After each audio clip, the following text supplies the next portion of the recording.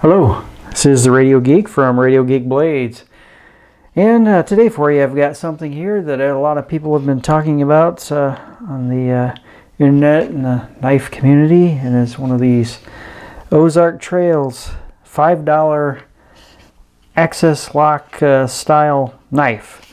Now, I got this knife and I saw somebody else.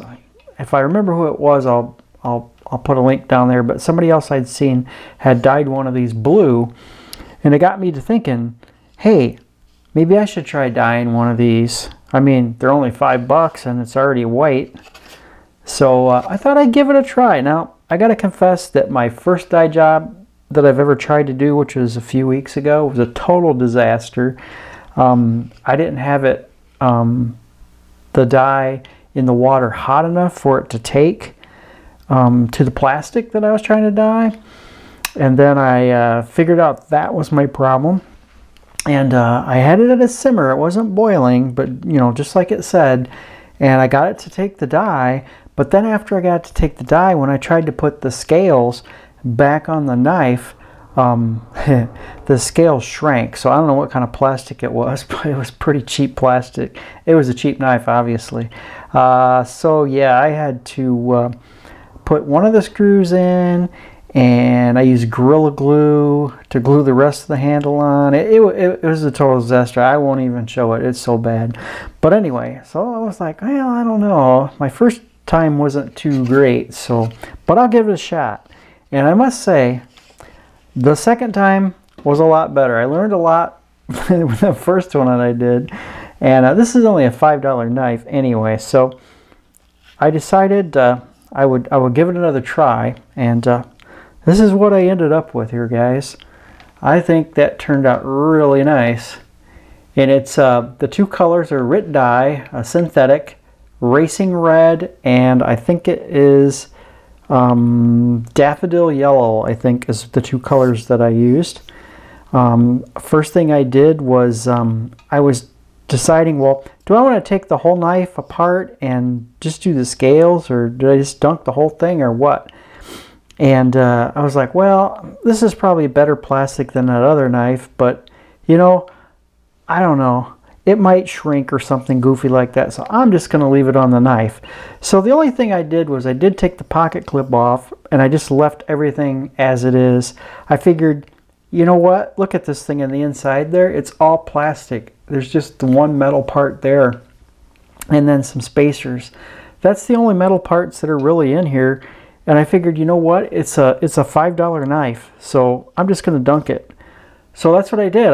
I took the whole knife, I cleaned it off with alcohol, and got it dry, and then I put the entire knife in the Daffodil Yellow, and after I was happy with how dark that got, maybe 3 or 4 minutes worth, I'm not sure.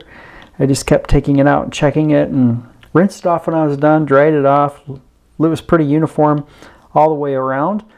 So, excuse me. So then I put the Racing Red in there, and I did it all by hand. I just had it in the pot, and I just, you know, dipped it kind of at an angle in the pot like this, and then kind of took it out and looked at it, then kind of held the tip of it in there longer, so I got it darker here.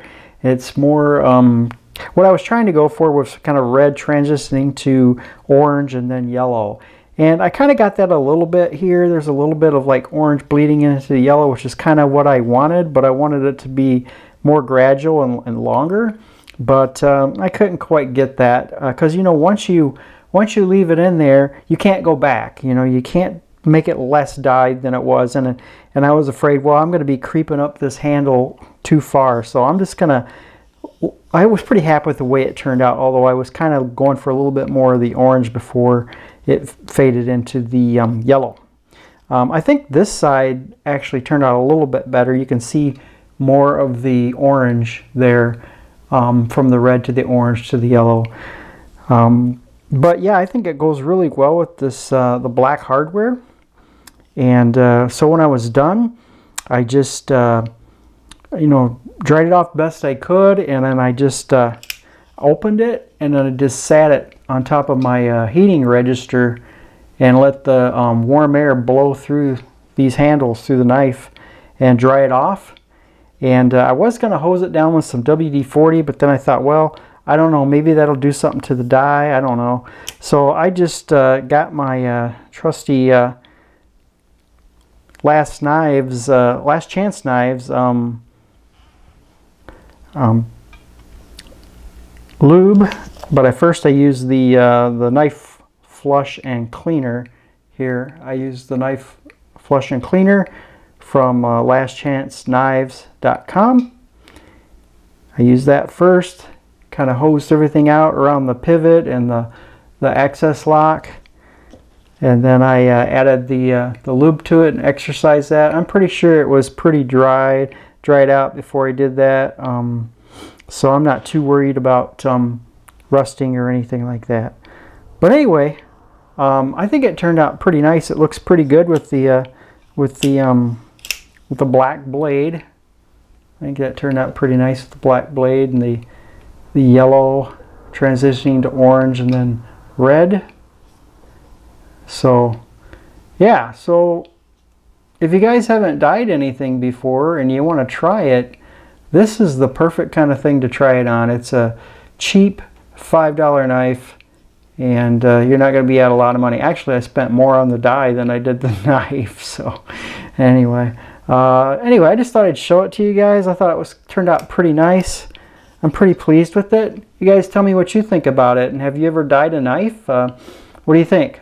Anyway, just thought I'd show you the Ozark Trail $5 dye job here. So until next time, this is the Radio Geek from Radio Geek Blades.